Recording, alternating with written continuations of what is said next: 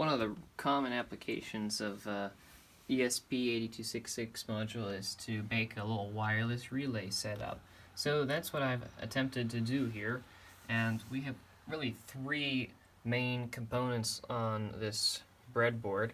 There's the power supply, which is just a 3.3 volt regulator, and wow, that I can already feel that's warm.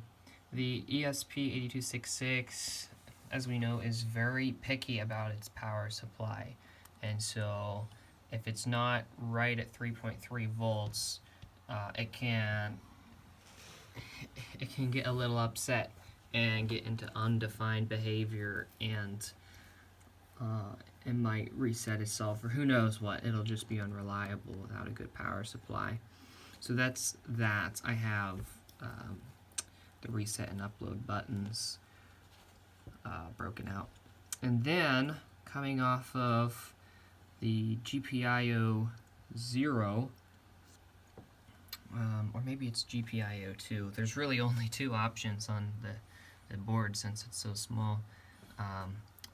We have a transistor that I'm using. It's a just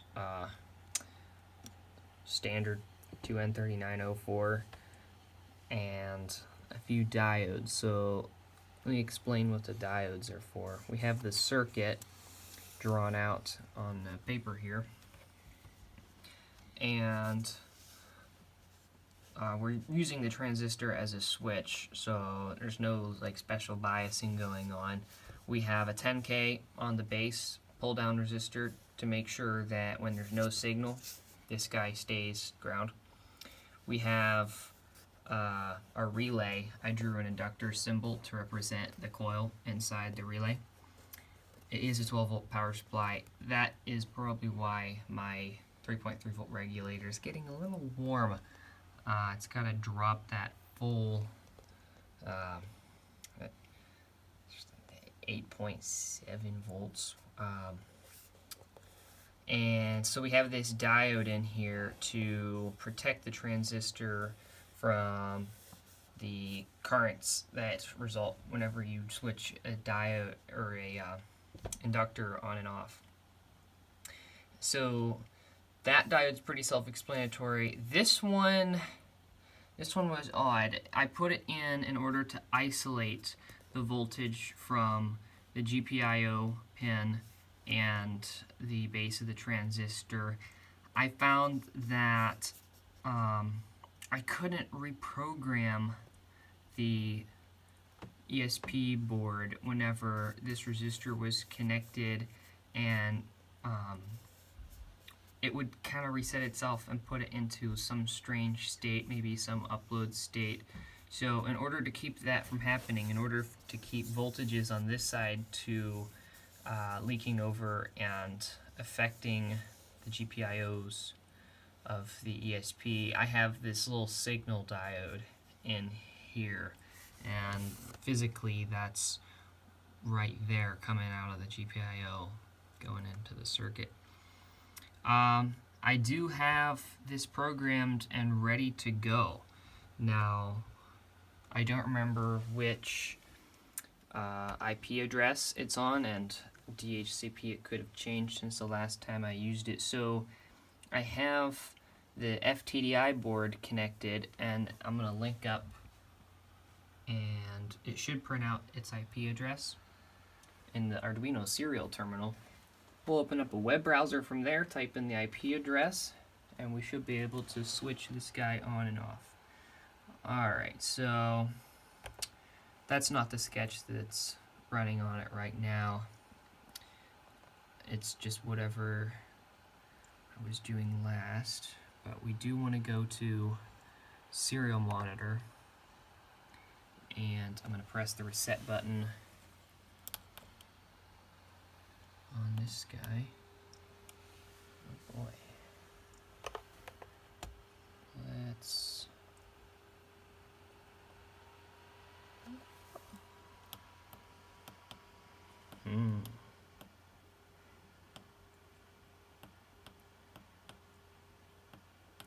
It is not booting up correctly.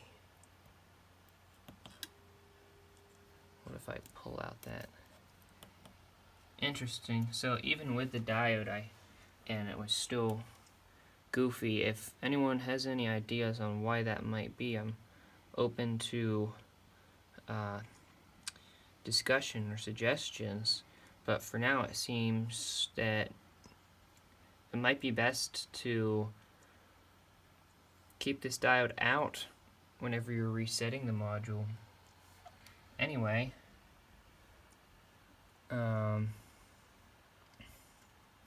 let's switch the baud rate back to something we can read.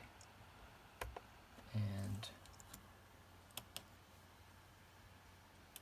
alright.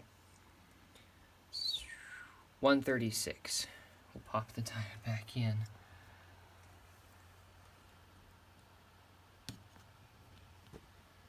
Now we can open up a web browser, navigate to that IP address. We should be able to turn that relay on and off.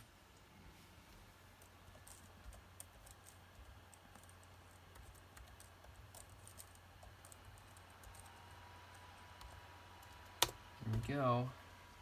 This is a very simple website being served by the ESP. Just a button. I click and hold down. You heard the relay. And maybe I even get it to where you can watch the relay. Just a little bit of motion, just a tiny bit of clicking. That's it. So the 2N3904 maxes out at 200 milliamps from collector to emitter. So I was a little bit surprised. Sometimes some large relays are going to take more than 200 milliamps, but it seems to be running fairly cool. So I'm happy about that. Well, I hope you enjoyed this video and that it helped in some way. Thanks for watching.